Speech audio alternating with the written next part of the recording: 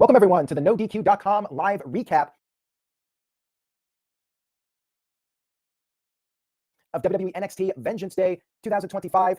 Also, I will be giving my thoughts on the results of AEW Grand Slam Australia. That will be later. We'll talk about that after I recap NXT in Washington, D.C. About 4,000 fans, small, intimate venue. Let's talk about it. By the way, shout out to everybody watching this, whether it's live or on demand. If you're watching live, feel free to leave a super chat, a tip. Let me know you're enjoying the video. Now, let's get to Vengeance Day. We kicked off the show with the NXT North American Championship match, Fallon Henley versus Stephanie Vaquer. Good opening match to start off the show. They made a big deal, WWE did, of the importance of the title. You had several female NXT stars watching the match at ringside.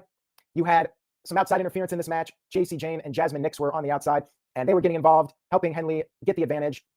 But then Vaquer was able to make the comeback, and she ended up taking out everybody. She went after all three women, despite the numbers being against her. Vaquer was able to overcome, and she pinned Henley with the spiral tap to become the new North American champion.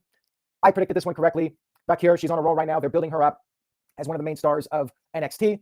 Strong match to kick off the show, and considering how it ended, I could definitely see why the decision was made for Stephanie to win here and not have her go on the chase for a while longer. We'll talk about that later.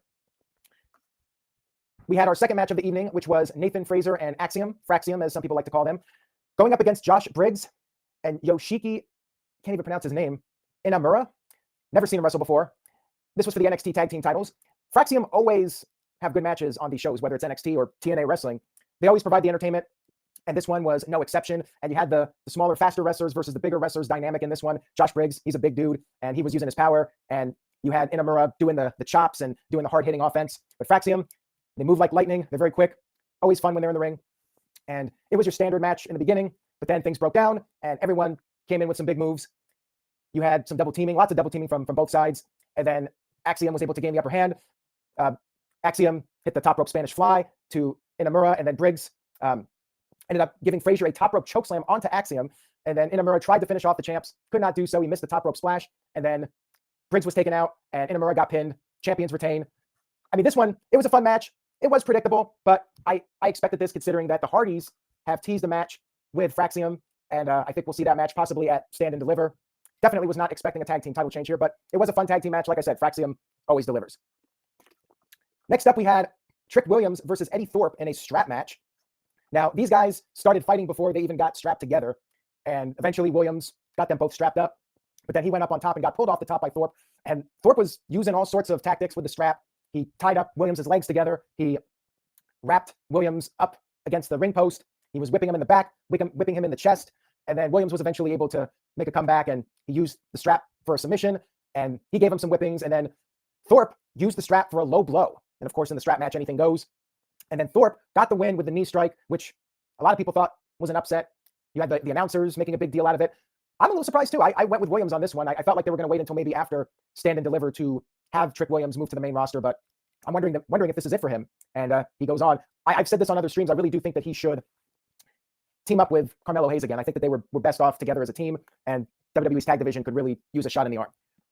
But it was a good match, good strap match here. I'm a little surprised at the outcome. Eddie Thorpe, I don't know. He's all right, but to me, he really doesn't stand out much. Trick Williams has the whole superstar entrance and everything. And this was solid. I do think you got to go with Williams on the main roster at this point. But like I said, I think he's best off in a tag team for the time being. Next match we had was Javon Evans versus Ethan Page. And this match was very personal. Javon Evans had to sign a waiver that he would not try to hold the company accountable if he got hurt. He was going right after Page. Page was trying to flee, run away, and then Javon came over the top with this huge dive. You got the holy shit chants from the fans. Javon Evans was very aggressive with the offense, and he was dominating for quite a bit. He gave Page this cutter on the apron, and then he tried to stop Page's head into the steel steps, but he missed. Page then drop kicked the steps into Evans's ankle, his leg, and then Page put on the ankle lock. Javon was able to get to the rope. Evans got hit with the ego's edge from Page. Evans kicked out, and then Evans made a comeback. He went for this springboard move. He bounced off the ropes, and Page just punched him right in the mouth, knocking out the mouth guard that Evans had in his mouth. And it was a great finish there. I loved how this looked. And Page then hit his finisher, the Twisted Grin, a little move, I guess, in tribute to the Twist of Fate, the Twisted Grin. Got the 1-2-3 victory. Good match here. I enjoyed it. I love the finish with the mouth guard punch. And yeah, Ethan Page picks up a nice win here, which is fine. You know, Javon will be fine from losing here. He's more of that underdog type character. So yeah, I liked this one. And then next up, we had the NXT World Championship match, which meant that the Women's Championship match was main eventing. We had Obafemi defending his championship against Austin Theory and Grayson Waller. This was another good match. The only thing about this one, predictable. These types of triple threat matches where it's the two guys that are friends against the one guy and they're going to work together every single time, it always falls apart. And to me, that's the only negative. Like, we've seen this triple threat story so many times over the years, but they did execute it well. Theory and Waller were entertaining, and yes, of course, they were working together. But as the match went on, they were arguing with each other, and Femi was taking advantage. He was beating the crap out of both of them. But then the steel steps came into play, and because it was a triple threat, once again, anything goes. The steel steps were used on Femi, and then we had them all in the ring, and they did the three-way Tower of Doom spot. The suplex and electric chair drop at the same time. And of course, that always gets a big pop. I mention this every time it happens. It's a guaranteed crowd pop, just like the pull-apart brawls. The crowds always react to it.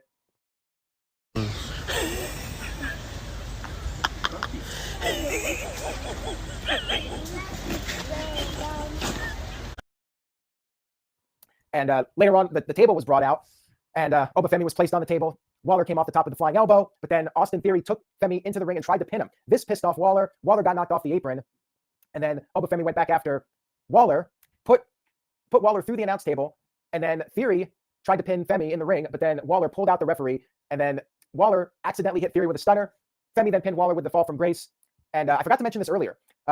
In the tag match, after the match was over, we had these new NXT guys. They were teasing this for a couple of weeks. This new faction, they debuted, and they attacked all four participants in that tag match. And then they showed up once again, and they laid out Oba Femi. So what is this faction? I mean, they're obviously four newcomers.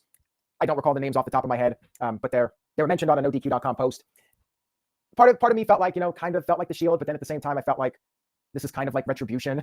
I'm not really quite sure if it's the Shield or Retribution. Hopefully it's the Shield and not Retribution. And yeah, the crowd was chanting, "Who are you?" Yeah, I mean, four newcomers. But this was another good match, the triple threat. And I agree with Ian. I would have liked to have seen a double pin, stack them just like what Roman Reigns did to Bryan Danielson and Adam Copeland at WrestleMania. That would have been cool. Yeah, I guess the jury is out on this new group, and we'll see if they are taken seriously or if they're going to be Retribution 2.0. We had our main event of the evening: Julia versus Bayley versus Roxanne Perez versus Cora Jade for the NXT Women's Championship. Really good match here. Maybe the best match of the show. Some people think that it was the best match of the year so far. It was a damn good four-way match. Although for me, this was another very predictable one, and almost a similar scenario as the other match where you got Roxanne Perez and Cora Jade. They're besties, best friends, and they were going at it, but then there was a period where they were working together, and then of course that fell apart. So we got more of that. Lots of near falls, like right off the bat. They were all trying to pin each other, and the crowd was chanting NXT. And then we got some one-on-one time. We even got Julia and Bayley one-on-one for a bit, and then all four were fighting on the outside. We had a couple of alliances form, and then they would fall apart, of course. And we had a four-way. If you thought a three-way Tower of Doom was going to get a big pop, well, here you do a four-way, and of course the crowd loved it. They chanted, "This is awesome," and we got more near falls. Eventually, Julia came out on top, got the win with the Northern Lights bomb.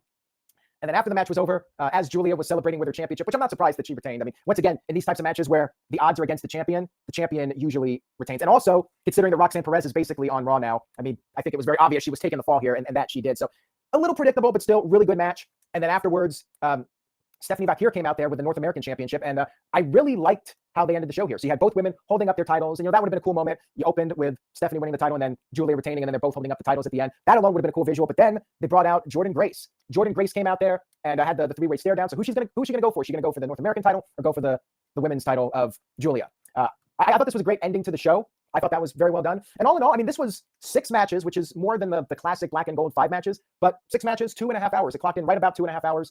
Like, it flew by very quickly, and it was a fun show.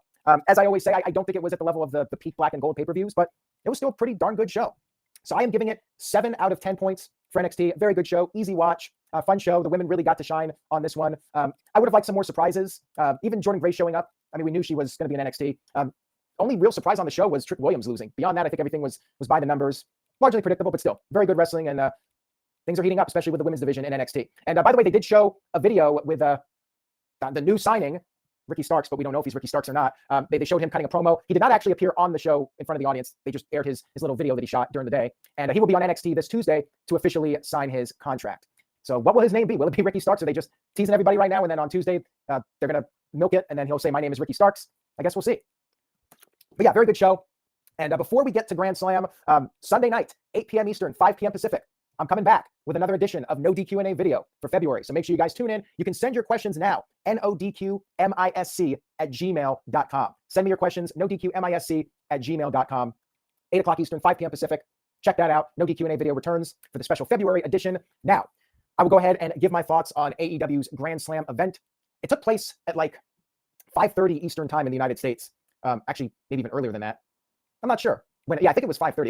It was already going on when I woke up. So it might have been 5:30 Eastern time, which very early, but I would have gotten up for it if they decided to air it. It's airing. Anybody watching this live, it's airing at like 10:30, 11 o'clock, somewhere around there on TNT and Max.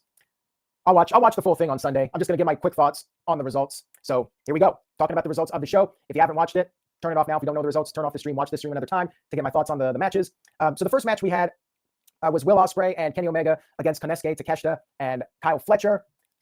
Seemed to have been a really good match. It was a red-hot crowd. Every video I saw, they were very invested. And luckily for AEW, the talent delivered. Luckily for Tony Khan, because when he came out there at the beginning, he was getting booed by the fans, and I saw the video of it.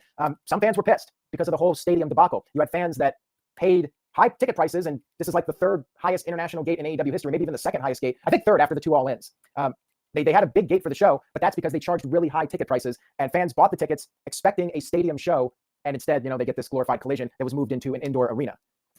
And they didn't have the option for refunds. They just were assigned new seats. So yeah, there were some fans that were not happy with Tony Khan, but from what I heard, the show delivered. The fans were very happy with the matches they got. And I did see the finish. They did a really cool ending where Takeshita was hoisted up on Omega's shoulders, and Ospreay came off the top of the hidden blade, and then Omega turned it into the one-winged angel, and they pinned Takeshita, got the 1-2-3 victory. No surprise there. Figured Ospreay and Omega would win this one. I really should have stretched. The great hunt begins. Class is back in session. Nice. And then we had the TBS Championship, Mercedes Moné versus Harley Cameron, and the puppet was involved in the match. Harley Cameron, being a local, she was massively over with the fans. But unfortunately for her, she wasn't able to get the job done. Mercedes retained with the Moneymaker finisher.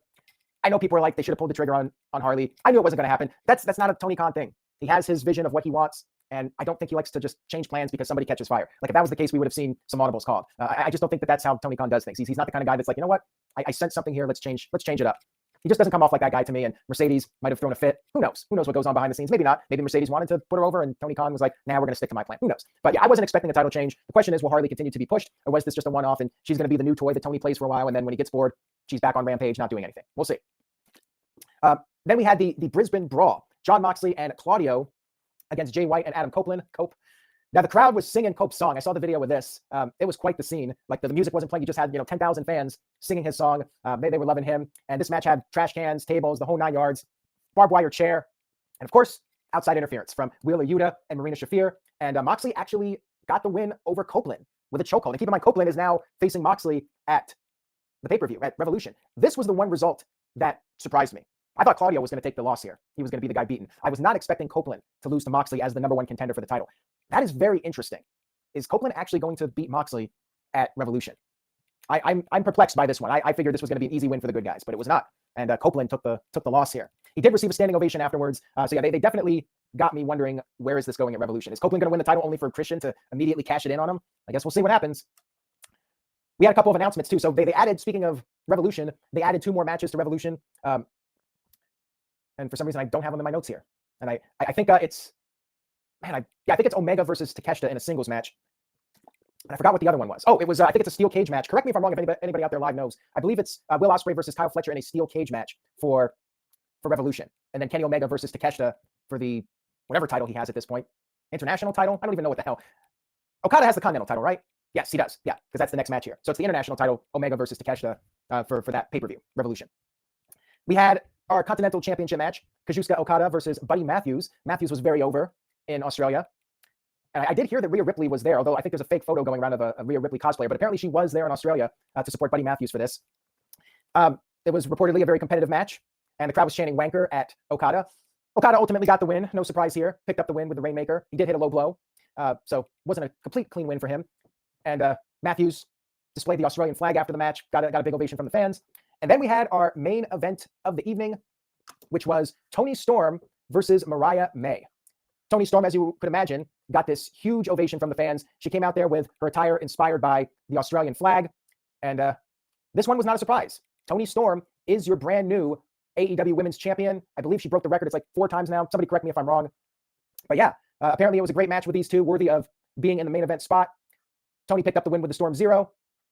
And then after the match, Toni cut this promo. I don't know if they're going to be airing this or not, but Toni spoke to the crowd, talked about how she sat in the crowd with her mother when she was a child, and her mother made her outfit. And then she said it was the greatest honor of her effing life, and she thanked the fans. And yeah, people were happy with the title change. And I called this as soon as they announced the Grand Slam Australia, and Tony lost the title at All In. I figured she was off TV for a little bit. Okay, they got what, 6-7 months, so they got to take her off TV for a bit, and that's what they did. I mean, it was pretty obvious to me this is where it was going.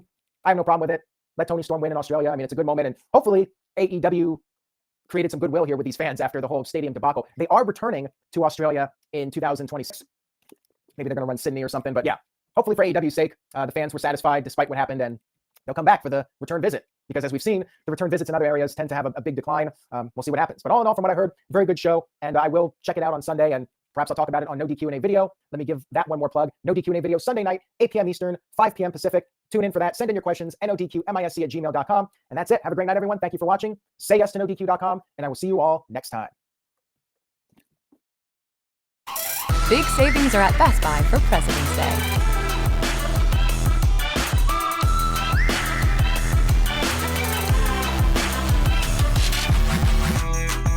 The savings end soon.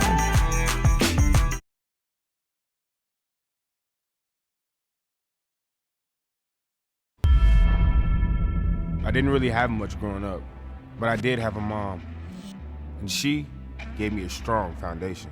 I began playing football at a young age. I like to say I was pretty good at it, but my mom being my mom, she knew I needed something else. She signed me up for Scouts. I quickly fell in love with the outdoors. I even built...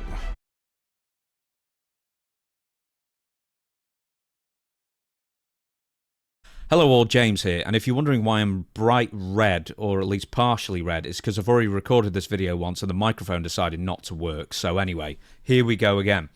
I've already done 2 of these videos before, or 3 actually. Mausoleum of White Privilege is going for $20 or the Ultra because it's the only hollow printing. I don't agree with paying that much for Mausoleum of White Privilege, but I understand. And speaking of that, did you know Mausoleum summons any love? No, do one Buster Blader to drive. Activating a song, Buster Blader, at least Buster Blader. Again, nigga, say certain Mausoleum of White Privilege, but I understand you control.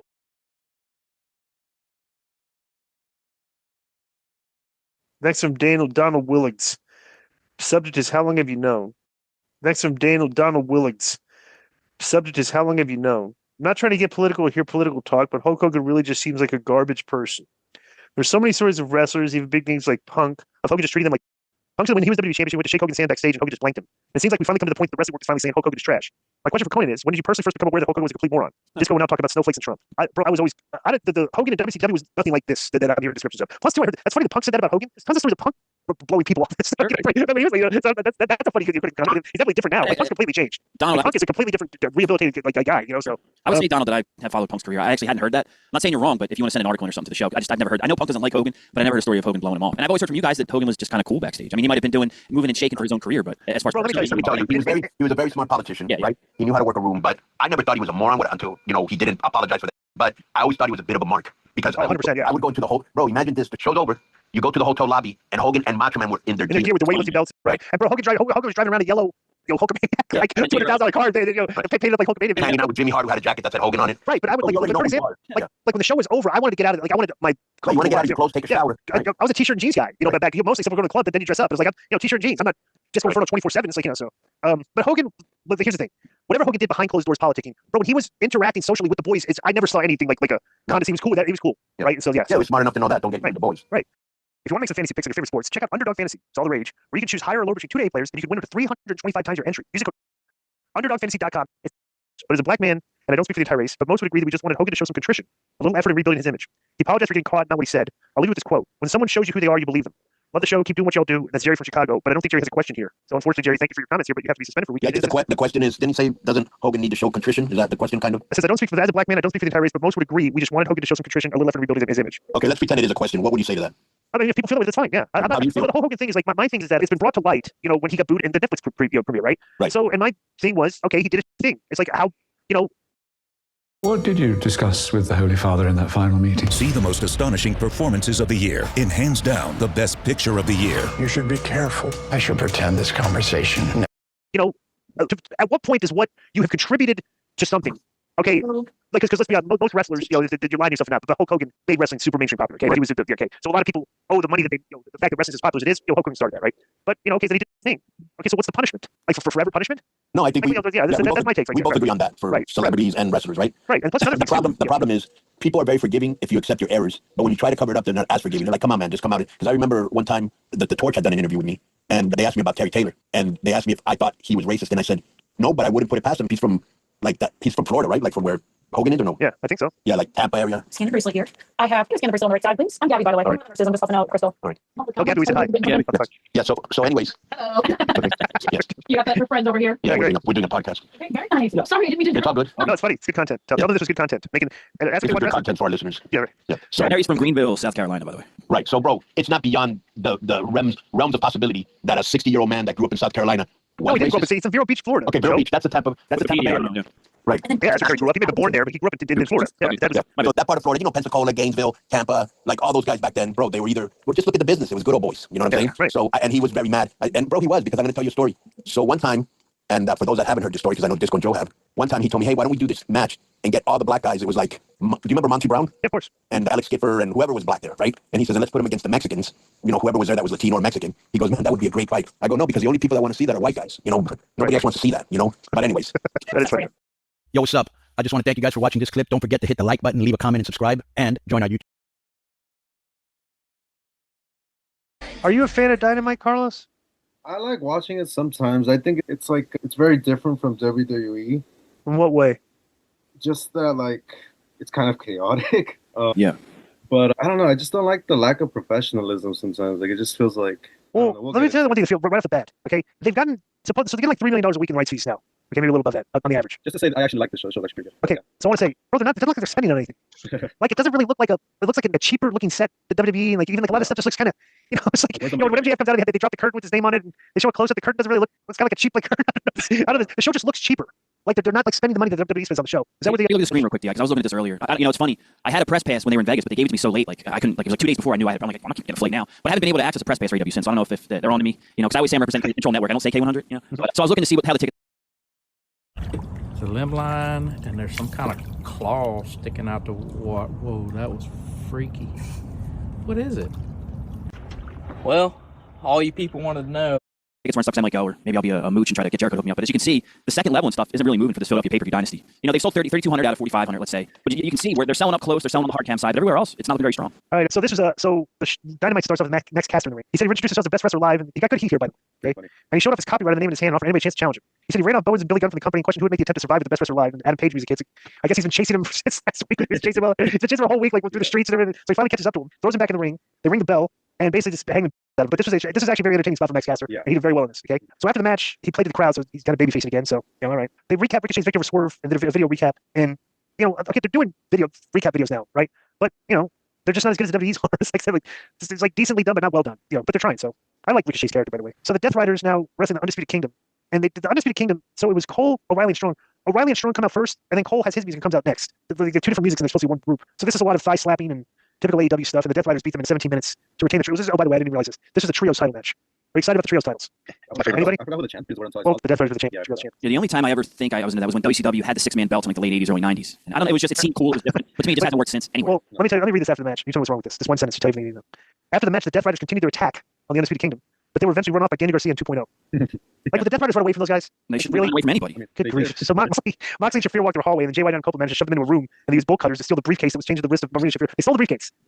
It was funny because you think it was funny because you're watching this, and they wrote this as a pretty compelling segment, but it was kind of funny to watch. It was almost like a comedy skit, right? The way it played out, right? So Renee Paquette interviewed MJF. He said Texas isn't a real state. Dustin Rose is a real man. He said told Dustin to get down his knees and pray to the devil because the pain will be able to hide the shame in his face he's done with him. And Hangman Page walked up and told MJF to get out. It was his interview time. And MJF mocked Hangman, told me he smelled like Jack Daniels, and Hangman asked how the best he had to offer for 5 years. And MJF said fine. Told him whatever this wasn't him. He didn't have the stomach for it. And MJF asked me he lost his friends at Sandy because he wanted a little apology. He then said after he destroyed Dustin Rose, he would do what Hangman has failed to do multiple times and win the AEW World Title for a second time. So they did a little thing. This was actually good. What do you think of this? Yeah, I mean they're pretty good together, so I think they probably get along and stuff. What happened to Jarrett?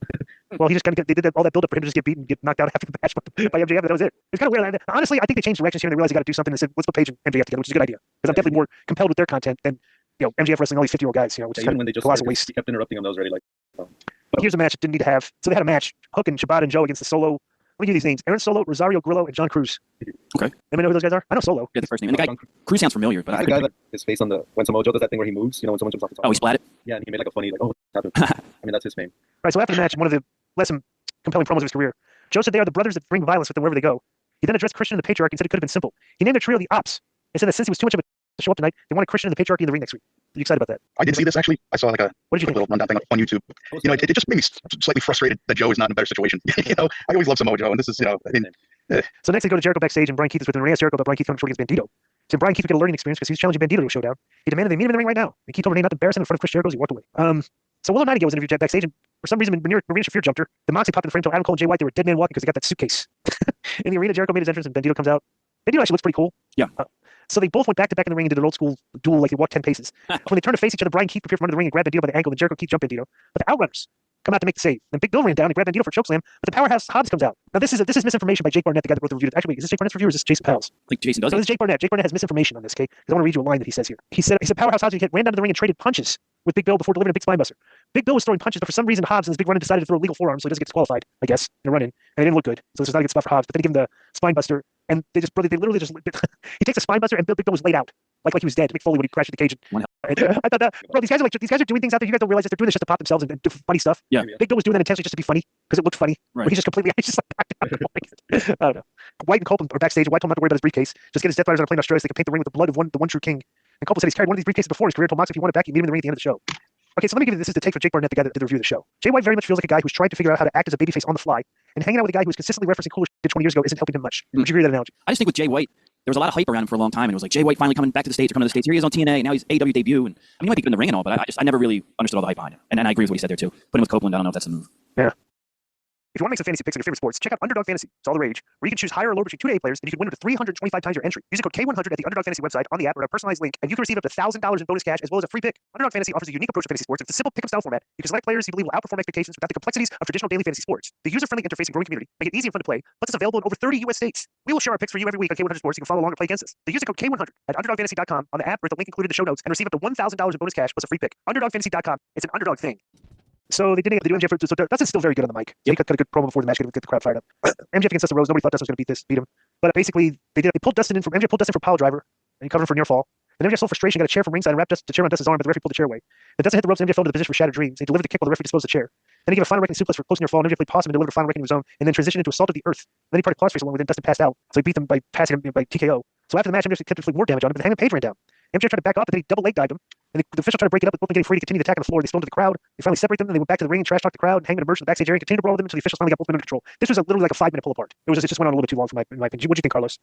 This pull apart go on too long? Same thing, because I was watching and I was doing some other stuff, and then next thing I noticed, didn't they leave and then they came? Yeah, they came back. It's like it's too much. Yeah, they didn't. You could have the one interaction they had backstage was enough, I think, for this week. You could have done something like this next week, but putting it all on the same show was like, yeah, the tendency to do that. Wait, they're hot shotting this angle is what they're doing, but that's fine. You know, with the big Bill thing too, it just felt like I don't know all that stuff. Like it was just too much. The Outrunners came out, and that guy, like it's always I don't know 3 weeks of television in one segment. It feels sometimes. Right. Okay, so I get this girl Megan Bain, and she took on Maya. Papa John's has a deal the whole family will love. Order the Family Special, a large specialty and large 2-topping pizza for only $25.99. Use code 2599FS online at papajohns.com. Order today.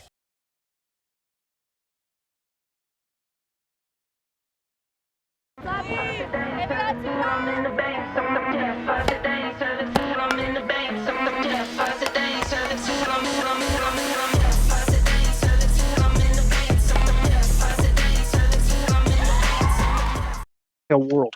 And that's Maya World. Get it? Maya World? My World. Solid. So this Megan Bain beat her in like 2 minutes. And after the match, Chris Statlander made her so this is like so silly. So like the match is over. And I guess we're gonna have the next match. And like they did the thing where there's no commercial break or nothing. Megan Bain is leaving the ring for her match. Statlander comes up for her match and they cross paths. And they stare at each other. They stared out. What do you think of this? They stared out. Oh, this is funny. Jake Barnett's take from this. Tormund Giantsbane passed out at home watching Megan Bain and Chris Statlander walk past one another. Who is Tormund Giantsbane? He was on Game of Thrones. He was the guy, the wildling with the big red beard. Remember? Oh, really? Yeah. Well, what a great reference. Yeah. Oh, because Megan Bain and okay, I get it. Okay, so then we do Chris Statlander against Penelope Ford. This is pretty funny to me because they did all these videos for Penelope Ford, and I don't think she's won a match since she came back. Like I think she's been getting beat every week. I thought she was Taya at first when I first saw her, and I was like, this girl, I haven't seen her in a while. Wait, who? Penelope Ford? Yeah, just because, like I said, I was doing some other stuff while I'm watching the show, so when I glanced quick, I was like, oh, that's Taya, and then they said her name, and I was like, oh, it's this. Yeah, dude, she came back in October and won a match on Collision. Since then, she's lost 6 straight. So then after the match, Megan Bain came back, and Penelope Ford attacked Statlander from behind, even though she got beat, and then Bain delivered an F5 on Statlander on the floor. So we did like 2 weeks of TV in 10 minutes here. Again. Yeah. Excalibur then, since I guess we're sticking all the girls into one continuous segment, one after the other here. So it's like, this is all your female content, like it just all blocked off, right? So they had a video package for Harley Cameron against Mercedes Moné to focus on Harley Cameron rapping and talking with her Mercedes puppet. Then Harley cut in the middle of the music video to a more straightforward promo, and she thanked Mercedes for doubting her, said it pushed her to be better. Harley said she won the TBS championship in her home country, and Mercedes would feel the wrath. That's where she's from? I guess, yeah. Yeah, she's got the accent too. There's a lot of Australian wrestlers today in the business. Way more than I would have imagined. So next year, they hurt business versus the Guns, and I'll be honest, nobody thought the Guns were going to win. So the Guns win, they retain the titles, and then Lance Archer and Brian Cage appeared on the stage and started clapping for the Hurt Syndicate, like they were pretending to be impressed. What do you think of this? Anybody? This match? Those guys got rocked. The Guns. We got dominated, but it was entertaining. Yeah. Okay. Which these pop-up videos have volume on the ProWrestling.net page. So they showed Mariah May backstage and said Timeless Tony Storm should have died back in August, but she never knew how to write an ending. Then Mariah continued and said that after she defeats him in Australia, everyone will realize that Mariah did it better.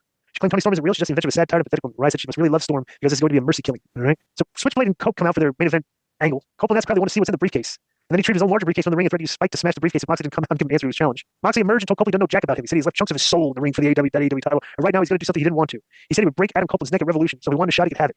Copeland said that's what he wanted. I thought that was a funny line, right? But he wanted to give Austin Texas what they wanted. Started to beat the briefcase with this giant board with nails in it. Then the Death Riders attacked, managed to distract Copeland and White Logan from interfering, retrieved the briefcase. She got it back. Then Cope managed to land a spear on Moxley, and Jay White landed a Blade Runner on both Yuta and Pac. And then got the microphone and told Moxley that before he loses title Revolution, they would put the Death Riders in the ground in Australia. So, in the realm of episodic storytelling, very interesting. They barely even referenced Kenny Omega Ospreay this week. Yeah, I mean, it's like the co-headlining match on Saturday. Whatever, I don't know. But there was some stuff I liked on the show. Yeah. I do like the idea of MJF and Adam Page doing weekly television with each other. That's gonna be good stuff. And I like the idea. They liked my idea of like the Hurt business going against Brian Cage and Archer. What they need to do is for those guys. Don Callis, they need to get heat on those guys. Okay, because once again, there's no heat here. They have no clue how to build up. They don't use heat to build matches. Like the baby faces go over on these people, stay tall, go to these matches. Like, what sucks too is that I never really believed that a certain individual's going to win. Like, I think like when Chad Gable fought Gunther, I don't know if it was last year, a couple years ago, and people really believed he was going to win. His daughter's like crying in the crowd and stuff. Yeah. But right here, you don't really believe that. And you already know, this guy's going to beat. They're probably going to kick out a couple things, and then several things going to win. Yeah. Right. So let me give you my top 5 review of the weekly stuff. Okay. Number 5 was the Owens promo in the car.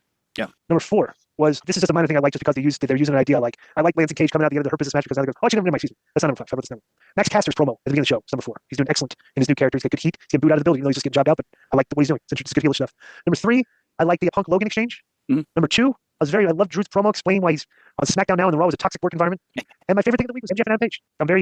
I'd like to see what they do next week with that. I'm looking forward to MJF and Adam Page next progression in their storyline. And I hope they don't just blow it off in a match in like a week or two. So yeah. Anybody else any comments on this week's TV collectively? Well, are you excited for a Grand Slam Saturday? Saturday at 2:30 Eastern. So because it's coming from Australia, 5-match card: Mariah May and Tony Storm, Ospreay and Omega versus Fletcher and Takeshita, Okada versus Matthews, Jay White and Cope versus Death Riders, and then Mercedes versus Harley. They only have 5 matches announced for this. I guess it's a 2-hour. It's Collision. It's 2 hours. Well, yeah, but it's the Grand Slam. Remember But it's still 2. It's not even airing. When's it airing, Joe? It's gonna air live on Max. What time? 2:30 Eastern. In the afternoon or at night? No, AM. Are you kidding me? Yeah, it's at 5:30 p.m. Australian time. So it'll be 11:30 Pacific that Friday night, and then Saturday morning 2:30 a.m. Eastern. Wait a second. Time out. Yeah. Are you kidding me? Well, dude, the UFC goes to Australia. And they start the show at 11 o'clock in the morning, and the main show starts at 12. And we see it here at 9 o'clock at night. Like, why would they just not have had to start it's a Saturday, it's a Sunday in Australia. Why would they not have had the show in the early afternoon? Maybe it's a scheduling thing. Yeah, it says here, there was confusion among fans whether Grand Slam Australia would be a live pay-per-view. And according to Khan, the show was always planned to be a television special. Not true, yeah. And he stated that producing a live pay-per-view from Brisbane would be challenging, as many US viewers would be unwilling to watch it live due to the time difference. So the show will be filmed, 5:30 Australian Eastern time, 2:30 a.m. Eastern. And then, how can they be so dumb? Bro, the WWE's running shows over there, and they're airing the regular time over here because it started them earlier. Yeah, or they have at least Saudi Arabia. Saudi Arabia shows come on at like 12 Eastern or noon Eastern. So supposedly it's the third biggest gate they've ever had because they got 13,000 people. It's actually, I don't even know why people are thinking that's, people are like, Dave's talking about how it's the third biggest gate, okay? Yep. And I would assume it would be one of the biggest gates because they're going to a place for the first time. Anywhere they're going for the first time, they draw a huge house, especially overseas, like with All In, right? Plus 2, they're probably charging a decent amount for tickets there because you can. Okay, like remember the big shows they had here? Remember Chicago when Punk came back? Yeah, the Rampage. Yeah, bro, they were selling tickets for that show. They were like $2 nosebleed seats. Yeah. So the gate probably wasn't like exorbitant. It's like they just want the place filled up, but here they're making money. Right. Well, they need to make money. So the fly money, but it's a huge nut to fly money over there. Sure. It's not cheap. So it's like, but the thing with the Australian crowds, we did a WWA pay-per-view. WA that Andrew McManus did with the we did a pay-per-view over there in Sydney, Australia, one of the major arenas. But we usually like 9,800 people. Yeah. For the WWA, it's like, so it's a hot market for wrestling, like especially when all American wrestlers go over there. You don't get to see them that much. So, but one thing that they're missing right now, and I know we've had so many different names debut in the last year, and it really hasn't moved the needle. But I just saw this article, Sportskeeda, and it's listing the 3 biggest potential debuts Tony Khan could pull out at Grand Slam. All right, number 3, Indy Hartwell. Yeah, exactly. What about? No, this is what they're saying. These could be the big new AEW debuts. Number 2 is Duke Hudson. Yep. Who? And then number 1 is Baron Corbin. These are the names that are available right now. But I think, when you run out of surprises like that, WCW kind of had the same thing. Like, it was, 1 week Hall debut, and then Nash, and then down the line you have guys like Jarrett return. And then towards the end, no offense to him, but like the big debut was Lance Storm pops up, who was like, ECW, whatever. But it wasn't. When you run out of these surprise pops, that's tough. It's a tough spot. There's nobody out there big for them to sign a debut right now. Yeah, it'd be funny to see how they react to Corbin. I don't think he'd go there, but like he's one of those guys that are like, oh, this guy can't wrestle. This guy sucks. Yeah, but like, imagine he goes in there and be like, oh, WWE fumbled him. And yeah, because I think people he won a lot more people over as the years went by. I used to despise him. Yeah, but he got better. Yeah. All right, so that's been our TV reviews this week. Enjoy the rest of the show. Yo, what's up? I just want to thank you guys for watching this clip. Don't forget to hit the like button, leave a comment, and subscribe, and join our YouTube membership for hours and hours of exclusive, unedited, uncensored content. And being a member will help you get involved in our upcoming live streams. Thank you for your support. Thank you for riding with us. I know you got a lot of other podcast choices, be it wrestling or other ones. And thank you for picking us. Boom. Every week, ESPN Plus brings you magic. Lamine Yamal provides a bit of magic. Streaming every La Liga. Es increíble estar aquí. And Bundesliga match. From NWSL to the FA Cup. World-class soccer all in one place. ESPN Plus, for the love of soccer.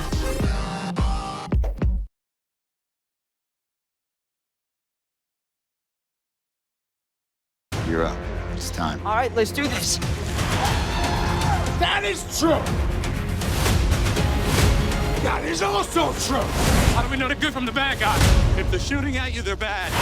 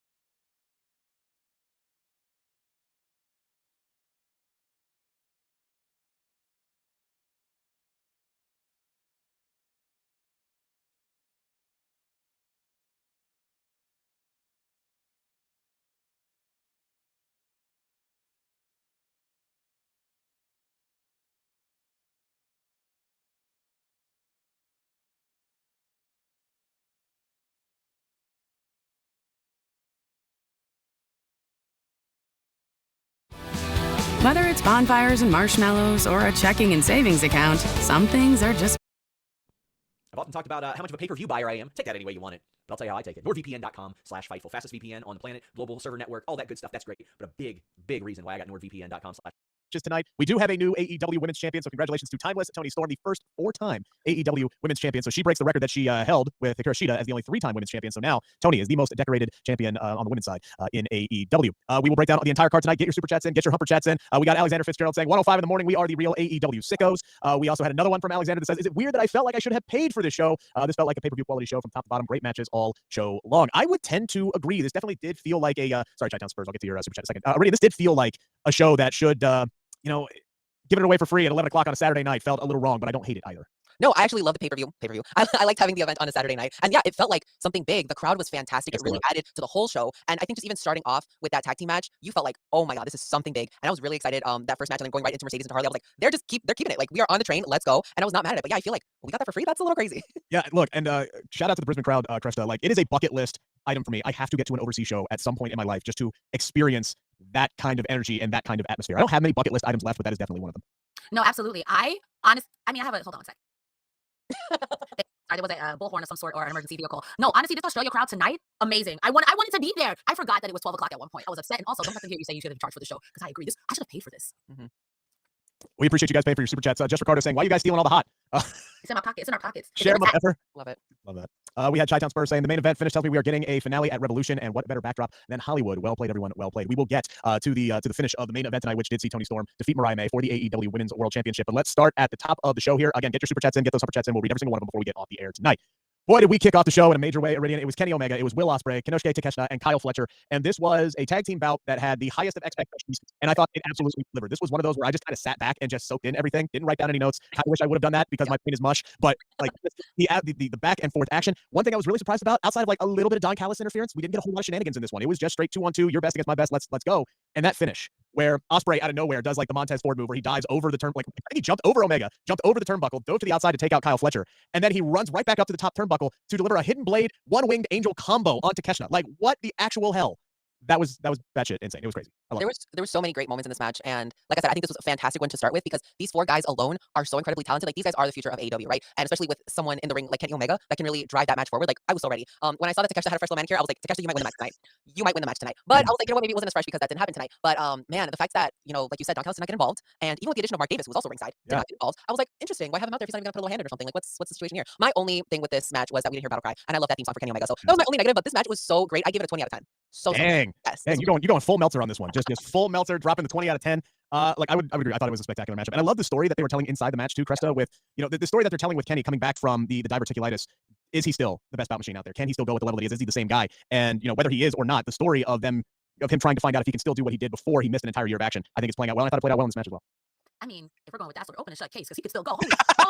Holy. Also, I will say, Big Bill did this man a disservice, because every time I hear diverticulitis, I hear Big Bill say, my uncle had gingivitis and he's just fine. I'm like, it's a good promo. It's stuck in my head. No, this match, phenomenal. Everybody, whether you were beating people up or taking bumps, everyone did their part. There was, towards the end, Konosuke gets hit by this, I think he's going up for something, and then Kenny Omega, I believe, grabs him off the turnbuckle. His head hits the turnbuckle, and then he goes into that hidden blade, hidden angel thing, and there was so much going on. My notes are... This is fine wrestling. Yeah, there's literally some dudes like when they're like, I'm not even gonna try to take notes on this one. I'm just gonna soak in whatever registers in the brain. Like, honestly, it's sports entertainment at its finest. Yeah. You mentioned Hidden Angel. That's what Zach Barber said. That finisher is now known as the Hidden Angel. I do like that. Meet Normus. Hello, bruvs. Let's crank. The opening tag team match is what you show people who say you watch wrestling and then convert a rube into a sicko. Yeah, you know what? I might try that. I genuinely might try. I'm curious, right? Because you work at a radio station. I believe you work at a talk radio station, right, in Chicago. So do I. A lot of older people. Yeah. Do they give you shit for being a wrestling fan? Because I know I get it almost every single day. You know what? It's different for me. I think a lot of my coworkers are like, oh, that's cool that you watch that. There was one coworker who was like, wrestling? Like, you watch wrestling? Haha, you? Like, I would picture you watching wrestling. So I was like, I don't know what that means, sir. You're pretty. But I was like, take that as you want. I was like, sure, sir. I do watch wrestling. But yeah, it's a lot of my coworkers, they follow me on my podcast. So it's a different reaction for me. But yeah, I think it's like, wrestling, that's what you watch? Like, are you sure? And I'm like, yes, like, this is a professional sports, and I interview the wrestlers, and this is the job, and we talk about it. So I think times are changing.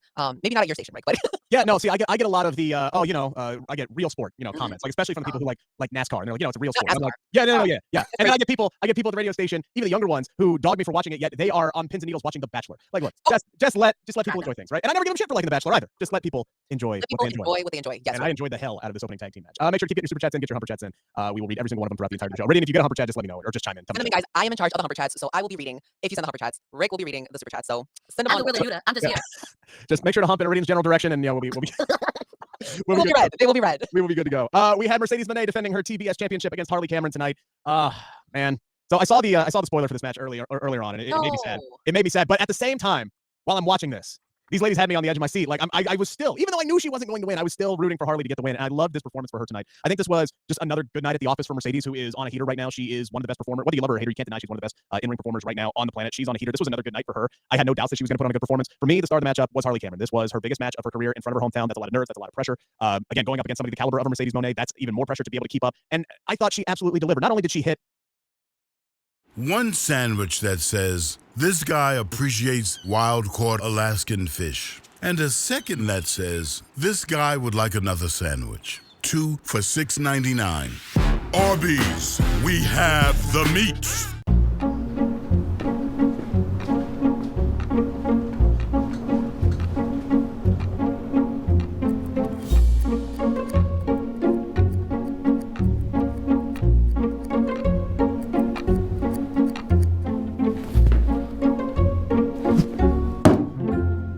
There's no need to guess what your customers want. With SurveyMonkey, you can know what they want. Get started at surveymonkey.com/TV. Some of the more difficult moves or the more flashier moves that we have seen Harley Cameron hit inside the ring. But she looked calm. She looked like just exhilarated to be out there and performing in front of her hometown crowd. And then once again, in a way that only Harley Cameron can, she comes in and she is just entertaining from start to finish, having multiple mini Monets. One that was like pissed off at the end, like that part where she came up. And, she's all mad and her hair's spritzed out. And then she's got the evil mini Monet with like the evil brow. And they just zoom in on her like 10 out of 10. No notes. That was absolutely flawless. And it just got me thinking, like, now I want to see her have her own like mandible claw style finish and have the puppet be her Sako. Like, that's all I want to see now is her to do that. So maybe she needs to call up Mick and be like, hey, can I have that? But her going for a senton bomb on this one, multiple counters out of the Moneymaker. The ending was not what I wanted. And I think I speak for everybody on the panel and say it wasn't what we wanted. Harley didn't win tonight, but she still won Iridium. Oh, absolutely. That crowd was absolutely behind her. They were even chanting CE no, which I was like, oh my God. I was like, they love Mercedes. They're chanting CEO. And I was like, wait a minute. That is not what they're chanting. So I was so excited to see Harley. And then the fact that, Mercedes started saying, oh, you're in my ring. But then Harley, midway through the match, she's like, this is my ring now. And I'm like, girl, you better tell her because it was amazing. That mini Monet, that puppet kills me. Absolutely kills me. And I was like, how dare you, Mercedes, disrespect mini Monet like that? Tossing her to the outside. But honestly, Harley, this whole match was showing fight. And we really got to see her heart in this match. And I think that, you won over more people tonight, even though you didn't win. Right. But I hoped, we all did that she would win. And that she brings more puppets for all of her opponents because, we said she would have a great Julia puppet. I see it. The vision is there. So I think this ending could have been switched with the main event. I think we got a quick roll up and we could have gave Harley the win. Why not? That's something that I would have not been mad at, especially after she was doing good in tonight's match. But that's just my opinion. What do you guys think? I have to disagree here. I'm CEO. CE. Listen, Harley did. Listen, hate me all you want. I'll be that guy, okay? Harley did very well, and I think the whole crowd behind her was fantastic. I knew CEO was going to win, but CEO losing to Harley Cameron, I can't see it. I can't wear that outfit. But Harley did amazing. Her getting up the knees on several moments to stop the Monet Maker, keeping up with her in the beginning, and she made, in my opinion, Monet respect her. There's no way you wrestled that match, Mercedes, and left saying, "Well, Harley's still a chump." I do agree with the puppets. But I'm like, come on, y'all thought Mercedes was going to lose that? I thought Buddy Matthews was going to win over.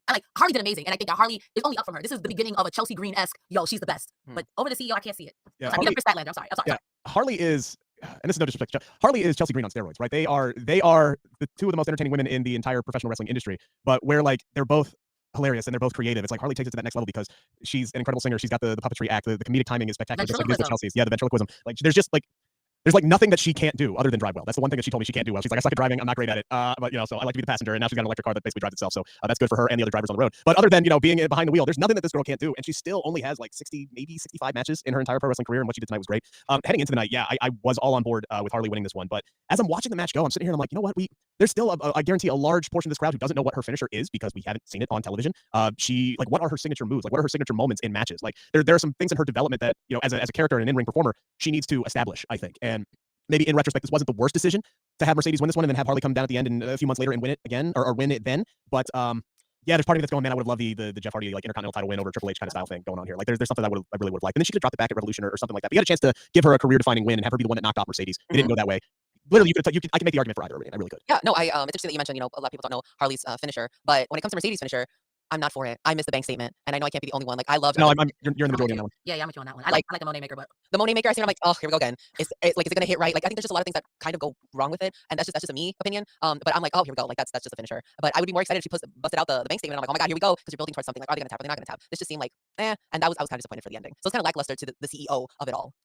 But then Go ahead, I'm sorry. Oh, no, you're good. You're good. We did have Jess Ricardo with another super chat. Thank you so much. Saying Harley rose to the daunting task of keeping up. And this is something that she has done. Like, I still remember that match she had a collision with Mina Shirakawa where I'm like, dang, girl, like, you had no business keeping up with her at this stage in the game, and you just did. Parker Hines saying, love Harley, but I hope AEW has a plan for her. She has so much potential that can't be wasted. Look, I don't know where they go from here because at the end of the day, it was a decisive victory for Mercedes tonight. Maybe Mercedes gives her a little bit of a rub in the ring, and Harley can move on and work her way up to earning another title shot. Or maybe it's one of those things where they pull the Rocky 2, and they have Mercedes go, no, I need to. She pulls the Apollo Creed and says, no, I need to destroy you because you should not have been that close to beating me. Maybe that's the way they go. I'm not sure. I don't think Mercedes is dropping that title ahead of All In Texas, though. I feel like it's Mercedes and hopefully Athena for the TBS Championship at that show. Oh my That's where I God, think they're going. That's where I think they're going. I wouldn't hate that. But then Athena's got to win because you can't have Athena be unstoppable and then bring her to Mercedes and then have her lose. Yeah, 100%. But then I think at that point, Mercedes has to take it off of Tony if Tony still has it at that point. I mean, look, We gotta start doing the math on this. We gotta be all right. We do a 4D chess right now. Like, it don't have to be Mercedes. I mean, we were talking about how stacked this women's division is from, Chris Statlander to Willow. To Megan Payne looks impressive as hell. They could hotshot her, give her like a Goldberg-esque run here where she's just mowing people down because she's so damn impressive. So there's a lot of options on the table moving forward here. There's too many options. We had the Brisbane Brawl. The Brisbane Brawl. John Moxley, Claudio Castagnoli defeating Cope and Jay White.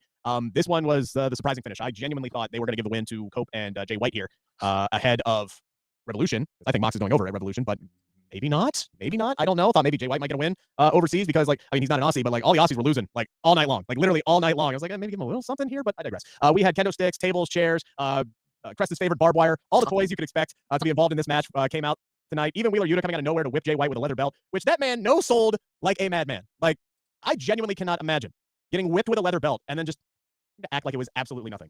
And then Wheeler totally got punked out because Wheeler always gets punked out because that's just what happens. The finish of this match saw Cope about to deliver a concerto to Moxley. The chair was wrapped in barbed wire. Yuta then stole it away from him. The distraction allowed Marina Shafir to hit Cope with a briefcase that holds that AEW World title. Mox then locked in the Bulldog choke after Claudio connected with the neutralizer, and Cope eventually passed out while Wheeler Yuta actually did something right, and he held down Jay White on the outside to allow the Death Riders to get the win. Iridian, what did you think of this one? Man, I am still stuck on that entrance when Adam Cole Oh, yeah. the fans finished the theme song for him. And I was a little emotional. Like, I was getting teary-eyed. I was like, what is going on? Why am I feeling like this? Like, this is such a beautiful moment. This is what wrestling's about, right? People love this guy and people love his career. And I realized, I'm like, wow, this is probably the first time that a lot of these people are seeing him in the ring for the first time because WWE didn't really travel like that, right? Even when he was with WWE, I don't think that they were able to get that opportunity or see like just big shows like this. I'm like, oh my God, this is like their first time. And like, that was just such a beautiful moment. I know he's going to remember that forever. Oh, absolutely. So that was already highlighting my match. And the match hadn't even started yet. And then we brought out the tables and the chairs and the kendo sticks and Marina was out there trying to fight everybody. And at that point, I was like, Jay White, put her to the table. I agree. She's gotta go. She's gotta go. She's gotta go. Equal rights, equal fights. That's my motto. So if she's gonna swing, somebody better swing at her. So I was kind of disappointed that didn't happen. Well, they're saving that for Revolution when Beth Phoenix comes out. Oh, At this point, yes. So beautiful. I would love that. And then my show went to like a picture-in-picture, like a commercial, and then I totally missed Jay White being swung by Claudio. And I was like, that's disrespectful, first of all. How dare you not show that on primetime television? That does not need to be a picture-in-picture moment. Yuta came out. I yelled. I was very excited. Jay White is a menace for taking all of those belt shots. And there were so many things happening all at once. I closed my eyes and then I didn't. And then there was just so much. But that was kind of like my experience. Very overwhelming. Yeah, no, it was. This match was absolutely insane. Mox getting hit multiple times in the back with the barbed wire chair and just, good God. Intense.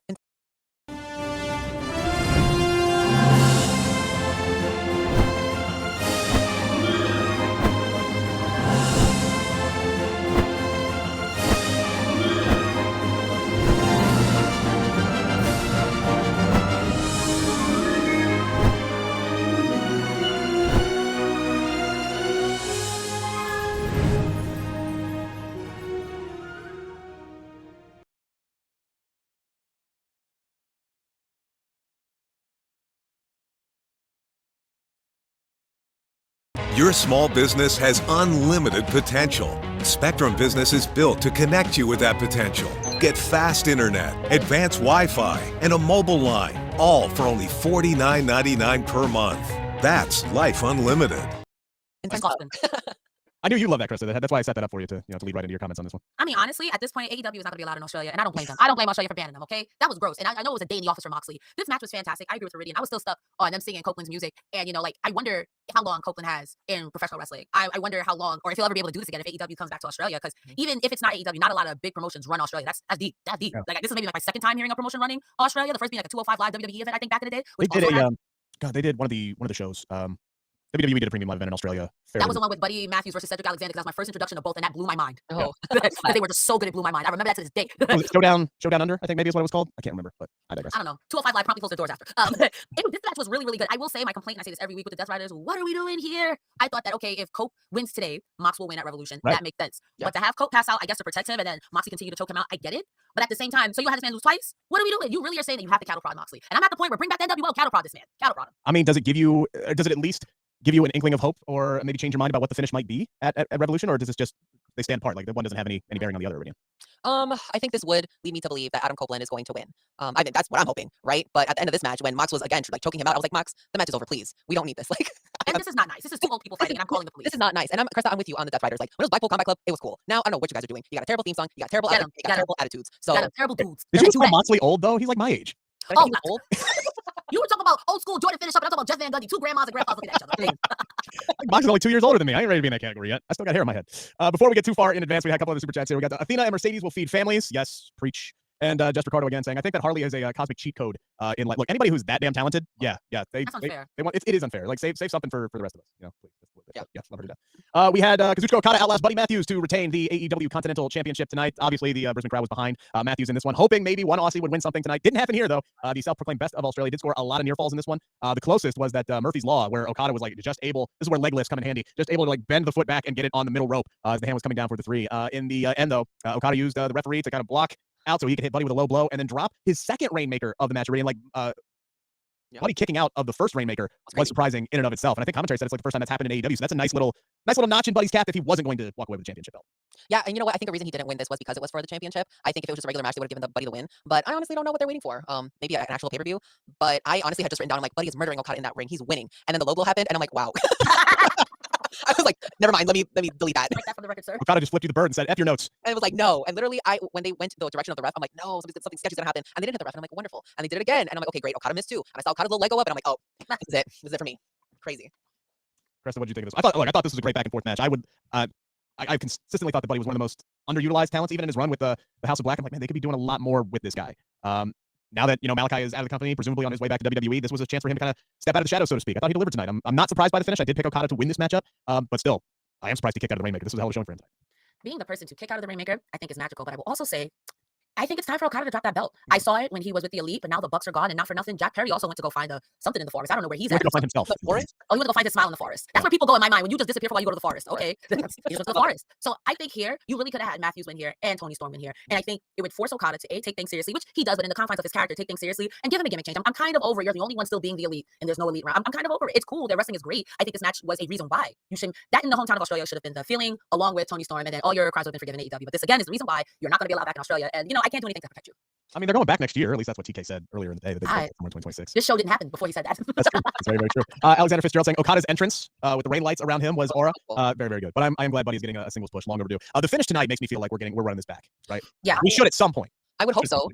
They are really trying to find a space for Buddy and a space for Brody now that Malachi's not there. So I'm like, okay, this would be, I guess tonight would have been a great time to be like, hey, these guys are competitors and they can be, in the singles, in the singles division. So I don't know. I wish they would give it to him. I guess this was the first match that I was like, oh, what? Like you didn't give it to Buddy? Because I was like, yeah, Harley. Okay, but Buddy, like, come on. I had to ask the both of you then, do you set these two up to be the guys to take it off of the Hurt Business? Because that's going to be a gout match and I cannot wait. But I'm thinking, do you build them up or do you put these two together? Because I think the Hurt Business can't keep them forever, but you can't have them lose right away. No, they're holding those belts for a while. I think they make the Hurt Business might. Is it Hurt Business or Syndicate? Hurt Syndicate. Oh my goodness, don't beat me up MVPs. I cannot fight. MVP. They hurt people. That's all you got. We cannot be the hurt people. Okay, we can't. I don't want to be the hurt people. Hurt people. Please don't hurt me. Yeah, I think they're going to be champions for a little bit, and I don't think that being a champion would hurt either of the members of the House of Julia right now. Hounds of Hell. That is the team name you're looking for. Hounds of Hell. Hounds of Hell. No, it needs to be the House of Hearts. I like House of Julia. I'm sorry. House of Julia. We'll go with that then. It's Julia's house. It's Julia's house. She makes the rules. She's got the miss. Oh my God, they would do a cute little Brady Bunch intro, but it's like all emo. It'd be the Addams Family. Crazy. Rick is sick of us. All right, we need to settle I'm down. trying to decide where to go from here. Thank God I got super chat I missed. We got C Delgado 6 saying Copeland wins and then Christian immediately cashes in. That's diabolical. Crazy, but honestly, that seems pretty Christian. That seems like a Christian thing to do. Here for it.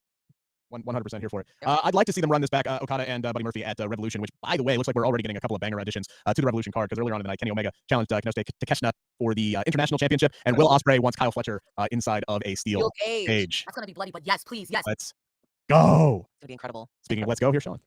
Is your sex life stuck in developmental? Well, get ready for a call-up with BlueChew.com and the code FIGHTFUL. Same active ingredients as Viagra and Cialis, but how about this? No awkward in-person visits, no trips to the pharmacy. It's shipped straight to your door in a discreet package. But let me tell you, your package is not going to be discreet when you use Blue Chew, and the code FIGHTFUL helps give you that confidence, that performance to take you straight to the main event, if you know what I'm saying. When approved online by one of our physicians, it just arrives straight to your door. You're not going to have people nosing around with what you're doing, and right now you get your first shipment free when you use the code FIGHTFUL. Go straight to the top, if you know what I mean. Memorable performance, high spot, whatever other innuendos you can think of, BlueChew.com and the code FIGHTFUL.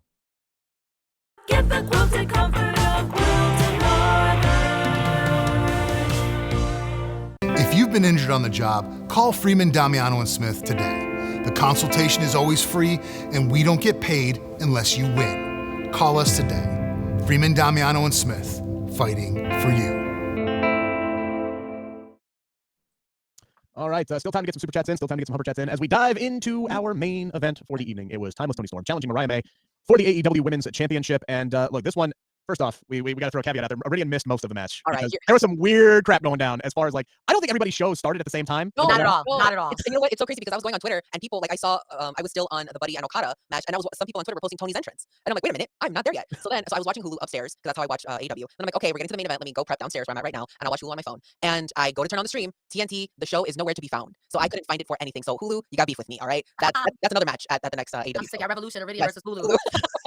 It's crazy. So I was trying to find as many clips as I could on Twitter. So I literally only saw the ending and then something that happened on the outside. So in the comments, guys, fill me in. What happened? What did you like? What you didn't like? But I saw the ending, and let me tell you something. I didn't like it. The way you said, let me tell you something. I like somebody to get spanked. I did not like it. Well, which Tony are you spanking? The one who won the match or the one who booked the match? Both of them. Yes. I can understand the position of not liking the finish, especially after, these two, they threw everything at one another. There was a point in this match where Mariah May kicked out of 3 straight hip attacks and then a Storm Zero. Toni Storm kicked out of back-to-back Maydays. Toni then hit another Storm Zero, to which Mariah rolled out of the ring. And it's like, what on God's green earth is going to be able to keep one of these women down? Who is going to be able to put the other away definitively? And then Toni ends up winning with an inside cradle. While I can understand that, I also do think, Cresta, it leaves the door open for the rubber match, right? Like, because Mariah can now come back and say, you didn't really, you got lucky, right? You got lucky. You didn't definitively beat me. You didn't kill me. You didn't wipe me off the face of the planet. You didn't do any of the things that you said you were going to do. You got a quick 3 count and you walked out with my championship. So now they can run this bitch back in Los Angeles, Hollywood, the rubber match. Timeless Toni Storm returns to the red carpet in Hollywood with the AEW Women's Championship, and now Mariah is on her tails again. I think that's why they ultimately booked it. Doesn't mean you gotta like it, but I think that's why they booked it. Y'all had to convince me of that because I was in Iridian's camp. Like, mama, this match was, to me, this match was fantastic. It was every bit of stiff it needed to be, the pomp and circumstance of Luther and Mariah just not giving up. For a roll-up, an inside cradle? What am I, a joke to you? Okay, Hollywood, okay, I see it. But for me, at this point, I want them both to show up in sweatpants in another cage match between these two. Because this match was fantastic. This is me asking for blood. So how do you top that? How do you top that? You put these women in a cage and you really let the cinema go. I would regret to inform, I'd watch that. Discussed it the whole time, but I would watch that. Because this was an amazing match. I was only disturbed by the ending. I was upset, but it makes sense. She's a rookie, wins with a roll-up. Okay, you finish it off in Hollywood. I'm okay with that. But it has to end Michael Bay style. Put him in a cage.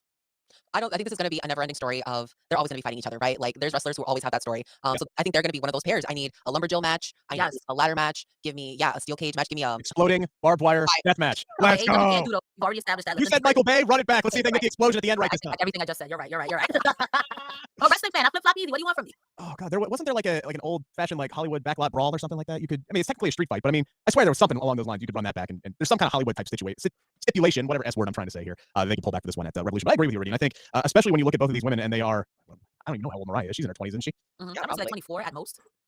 Let's look it up. 26. So Mariah is 26. Tony's only 29. That's insane, isn't it? Right? I have a lot in common with Toni then. Both at the same time. Like, and I don't mean like she's been 29 for 3 years. Like, I mean she's legitimately 29. Like these girls are just getting into their prime. So yeah, these are two the way that their stories have lined up. As long as they're in AEW, or even if they hop companies eventually one day, they're going to be in line to have that Sami Zayn, Kevin Owens style feud. And I'm more looking forward to, once they're done fighting, what brings them back together, right? Like what force brings them back together where they reunite as not only instead of master and protege, like they're both like top level Jedi masters, and whatever team is coming up against them. So that's what I'm interested to see down the line. We got a super chat from Dylan Matthews who says, shocked throughout this entire feud that Mariah didn't mention that Toni was born in New Zealand. I do believe she's basically Australian. Like, she moved back when she was like up 80. We had Meet Normus who said Toni winning was expected on a fruit roll-up was poopy. He says, excuse my language. I've said worse on the show than that. A pay-per-view on TV was good to go. 6.9 stars in the Tokyo Dome. The Australian Dome. Yeah. Yes. But, we got Alan Jeanette saying, my favorite after Collision show, Toni didn't rip those. Yeah, she didn't do anything. She did not. That's what she did. Yeah, she rolled her up. So there, again, I think that's the story. I think Mariah comes back on Wednesday and says, look, you didn't kill me. I'm still here. You stole my championship. You took a cheap way out. You rolled me up. Congratulations. Whatever stipulation match you want to go. It has to be a plunder. It has to be. Because I can see Mariah saying, I'm not doing this with you. I'm going to beat it out of you. I'm gonna and I lost my title. So now I'm on one. And I won like Thunder Rosa. Yeah, and if Toni picks up the win and like really cements that, then it's got to be the toughest, the hardest match that we've seen them both have. And then Mariah can go and start back up, like working her way up through the women in the division, which can be a Megan Bain, which can be, again, Diana, which that's when you would start really bringing, maybe bring Athena in back, and that's when you work her towards that way. Yeah, there's a lot of possibilities. But I was Last woman standing? Ooh. Nobody put anybody away with their finishers tonight? Last woman standing? False count anywhere. I love the false count anywhere match. I do like that Hollywood plunder match. I'm just trying to think of Hollywood exec backroom brawl. I don't know, like how they would do that. They're fighting in Tony Khan's office. They're fighting in Tony Khan's office, actually. Well, the last time that Toni got involved, I think that was there was the flamethrower, right? Yeah. Every time I think of Tony getting involved, I think of his dad with that face. Like, what the hell is happening here? Yeah. So when was the moment that Tony Khan rolled down the ramp? Was that the flamethrower? Do you guys remember him rolling down the ramp? Yeah. I don't remember that. Yeah, I think that's what it was. Cackle. Yeah. Oh, by the way, that's what it was. It was the Hollywood backlot brawl. It was a WrestleMania match between I think Roddy Piper and Goldust. By the way, I was gonna say the Miz somehow, but he wasn't even. Yeah, no. Roddy Piper and Goldust. So hey, you already got the guy who was in the match in the company. Bring it back. Run it back. Could happen. I could see him do it. Tony's a sicko, like Tony Khan's a sicko like that. He'd roll back some kind of like historic match like that. All right, we're gonna keep it short tonight because it's almost 2 a.m. Meridian, what you got going on? Yeah, head over to YouTube and follow me there on Rest Friends, WREST Friends. I just put out an interview with Kurt Angle. He was such a nice guy, 10 out of 10, love him. And then follow me anywhere on social media up here. Literally, there's always Iridian_Fierro. So check it out. Cresta, where can our beautiful people find you? If you can type Cresta Star, CRESTASTARR on the internet, you can find me on Instagram. The birds, the blue sky, the new bird hat, like a butterfly. I have to think about it. I was like, it's not that anymore. Twitter, it's Cresta D Star because they're a hater. Also, you can find me on YouTube. My second episode of my podcast, Slap Grapple Pop, comes out tomorrow. So definitely check that out. I interact with everyone everywhere except for Twitter because bump that. Rick, where can the people find you? On X or Twitter, whatever the hell you want to call it, at Rick Uccino. You can see it spelled on the screen up there. That's a one-stop shop for all of my stuff right now for the Takedown on SI, that's Sports Illustrated's wrestling website. Dropped an interview with Roxanne Perez earlier today, ahead of NXT Vengeance Day, which a lot of people thought might have been her swan song tonight, and she did not win. Spoiler alert, if you didn't watch, so she may be permanently main roster bound. So we spoke about that. There's also the Takedown on SI YouTube channel that we launched late last fall, excuse me. We are slowly building up there. We just launched a new show with myself and Zach Haydorn this week called the Takedown Discussions that airs every Friday at 9 a.m. So follow on us over there, Takedown on SI. Give us a share, follow, all that good stuff. Get all of our exclusive content there. Other than that. And before we go, Rick, hold please. We are getting Matthew Hooks asking if his super chat was read. I'm gonna go back and yeah, we get that OC Roddy and Obski Turkey Wednesday. Wow. So double checking. I don't think we did that. No, I totally missed that one. I apologize on that. See, this is why we got the eye. We got the eye. Yeah, Wednesday's gonna be a really, really good show. I'm excited. Yes, 1,000,000% on The that. ops? You want to fight the ops? Right now, I want to fight my pillow. We're gonna go fight our pillows. Next week, by the way, I unfortunately have to work the radio station, so it is going to be a two-woman trip, power trip next weekend for Collision. Regular time though, so we're not gonna get up 2 in the morning. God bless. Good morning, everybody. Bye.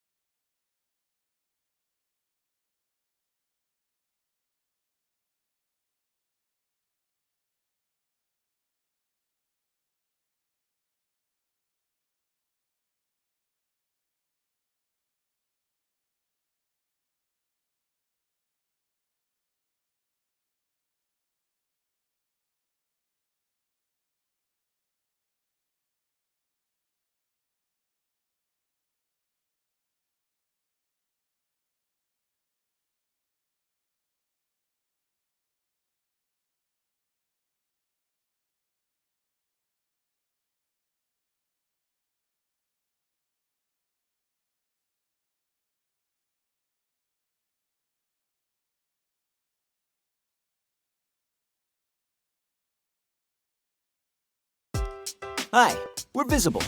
If you're looking for one-line wireless plans without hidden fees and surprise charges for just $25 a month, well, for you. That's one line for one flat rate, taxes and fees included on Verizon's 5G network. Plus, unlimited and hotspot, you can scroll to your heart's content. Finally, a clear choice in wireless for just $25 a month. Cue the confetti. Your wireless should be visible. Switch at visible.com.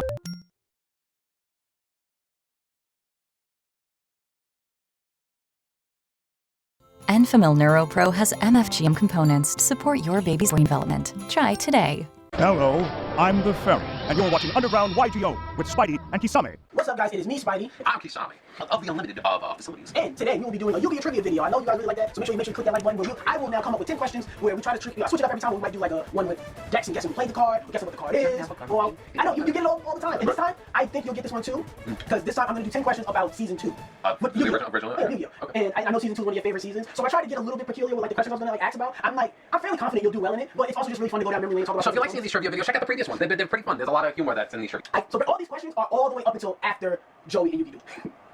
This is where all that other shit. It's like when you start getting to the Battle City finals. I pretty much got all the Battle Cities. This is all Battle City. Okay. What card did Yugi win from Arcana? He didn't take a card from Arcana.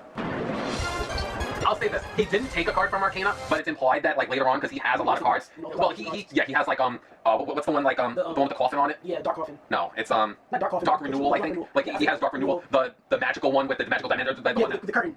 Yeah, that one too. Dark Magic Curtain, like. He just took so dead. This guy's dead. He was like, I'll take all this. Yeah, I'll take all this. Whatever. Alright, so. Yeah, that was a trick question, but you got it. Alright. I'm going to take a little trick question. Like, oh, I dropped on you, sucker. He didn't take anything. Number 9. What card did Kaiba throw at the Red Hunter? Let me take a little trick question. Be like, oh, I dropped on you, sucker. He didn't take anything. Number 9. What card did Kaiba throw at the Red Hunter? The one where Taya was like strapped down? Well, I'm asking you a question. No, I'm not helping you anymore. I assume that Blue Eyes then. It was Blue Eyes. How'd you know?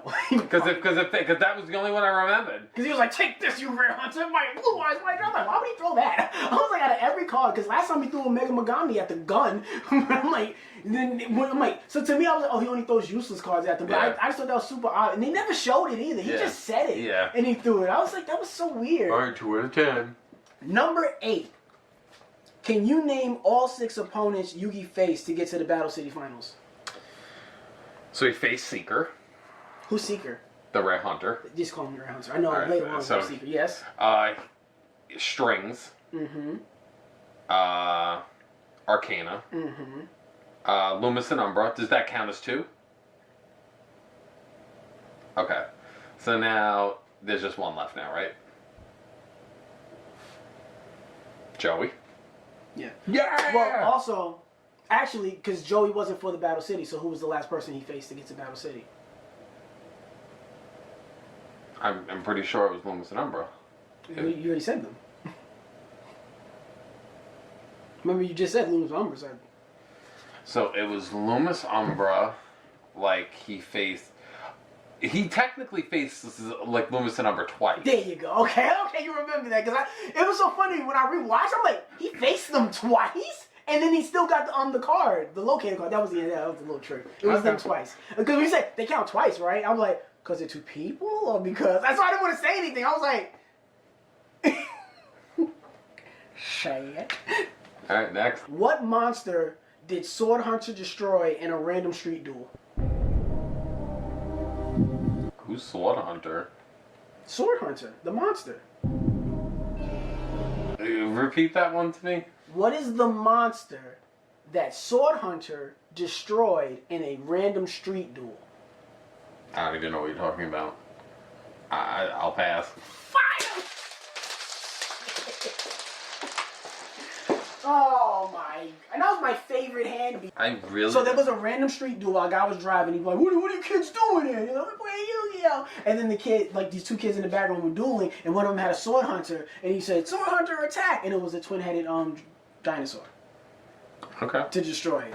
All right. It was like really early on in an episode, like had nothing to do with nothing. I'm like, that's where I'll get him. Number 6. It's like, what color is that house that like was passed when Yugi and Joey were walking? In the 3rd episode. Yeah. Well, what piece of dialogue in Act 3 of episode? No, I'm not doing that. My number 6 question to you is: in the duel between Arcana and Yugi, they gave a different name to an OG spell card. What was it? Maybe ectoplasm? No, it was a. There was a card that Yugi used, and it's an old school card. Like I'm talking like starter deck Yugi Kaiba old that he used in that duel, but he didn't call it what we know it as. Was it Monster Reborn? No. Because I know sometimes they did like Monster Reincarnation, Yeah. but they meant that. No, it wasn't that. I don't know. Got him again. I'm getting good at What is it? I've actually genuinely... It was Dispel, but they called it Curse of the Curse Breaker for Dispel. I'll tell you this. You got that. Because that's a genuinely good question, and I honestly didn't know it. Yeah, because it was That one like, I you get activated my trap card, Merrick, and it was like, he pulled it up, I'm like, oh, it's Dispel, and he was like, Curse Breaker Dispel. I'm like, nigga, that is not the name of that card. Don't be so sure of that! 1,000 knives! These magic daggers will detect and destroy your dark magician! It's all over! Hold on, Arcana. I'll rescue him with Curse Breaker! It cancels out all other...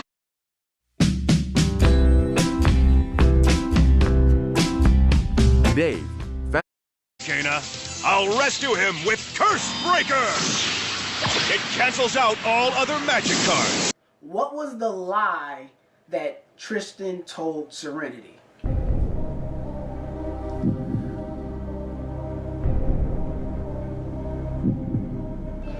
He said quite a few. If I know that, like, when they were, like, running away from the rare hunters, he was kind of, like, being, like, basically saying that wasn't happening. That was one. Oh, no, not that one. She was still in the hospital. She wasn't out of the hospital. That, like, Joey wasn't losing his game when he clearly was. No. I know, like... It was a phone call between Joey and Tristan. I don't know. And because he lied to her about a couple things. yeah, but this time, Like, when he was, like, possessed and everything, like, she was... it's earlier on in the season, and That Joey was coming to see her and knowing that he wasn't going to be able to? I don't know. Oh, no, not that one. Because it was after the surgery. Not that one. It was before the surgery he got beat up. No. It was after the surgery. That he wasn't going to clap her cheeks? Jesus. She was a kid.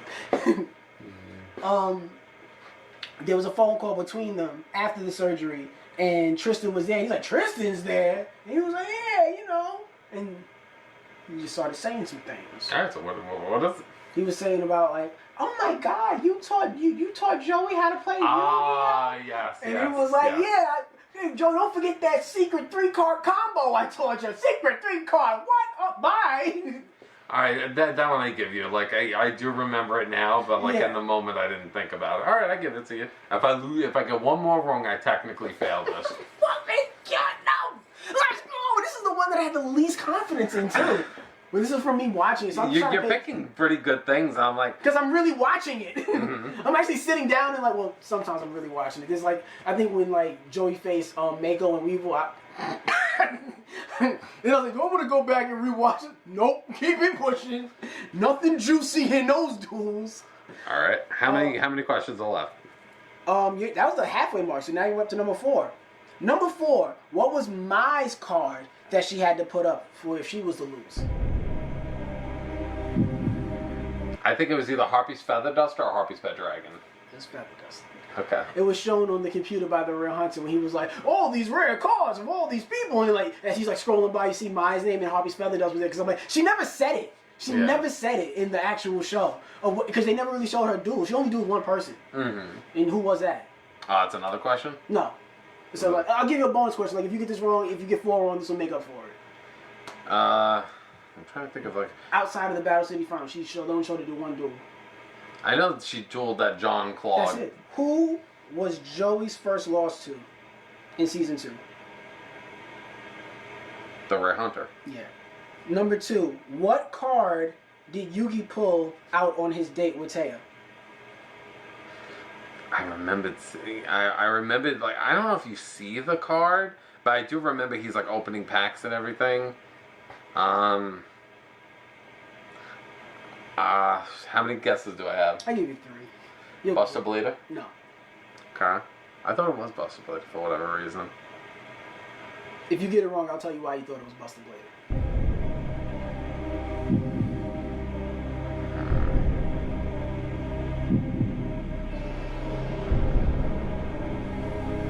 Was it one of the Magna Warriors? No. That's what it was. It wasn't a monster card, I'll say it. Maybe that'll help.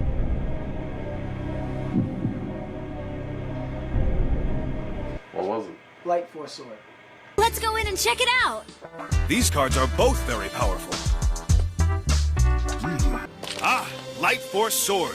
It's an excellent trap card and a wise trade. Oh, okay. Yeah, it's Light Force Sword. Alright. I'm like, again, I got him again, god damn it. Now, this question, I don't remember writing, but I feel like either I didn't write this, but I had to, because I don't have none of the questions that the subscriber sent me, and I don't think I would only use 2 questions from there. But the question is, what card did Merrick cheat with in his duel with Yugi? Zero the Man? No. He did cheat with that. He, like, when Bandit Keith was being possessed, like, he, like, did the thing that Bandit Keith did, and he got, like, Zero the Man's ritual to, like, summon that. So that would be that. I'm not going to say that you're not wrong, but the answer that I have written down, it says Tribute to the Doom. I think he did it twice. I think he probably, like, did that, but he technically did. We pulled the card under his little gray sleeve shit. Yes. Yeah, so, yeah. I'll give you that. So, I think you just skated by, barely passed. I'd say, you can say you passed, you can say you failed, but this one was actually way more challenging than the other ones that you've done. So I'm like, I'm getting better at this. Yeah, I give you that. Yeah, like it was pretty difficult. Yeah, and the thing is that also, like I said, not just with these moments, like we don't see it right now, right while we're talking, but as I edit it, I'm gonna edit those moments in there. Okay, So I got it's like you. you'll see.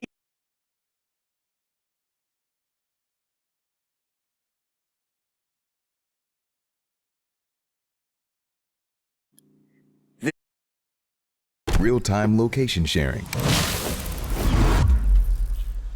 with Life 360. Getting a jump start in a brand new city?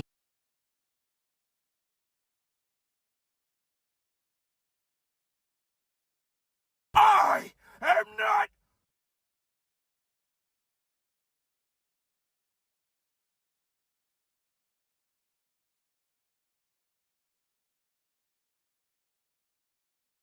Plan. Come on. Because basically he's going to be defenseless too. So like if he goes like Caius the back row, for example, then oh wait, what? Does he have? Maybe he's going to Black Rose and then go summon Armageddonite.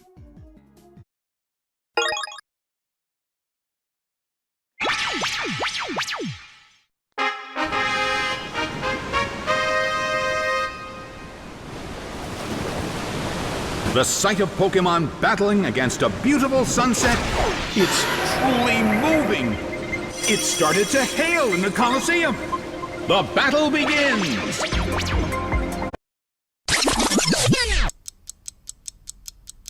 Let me bring up one more thing. AEW has made their own releases as well so far as of this date, and they included Miro, which was, what was his name in WWE? Rusev. And Malachi Black. Bill, any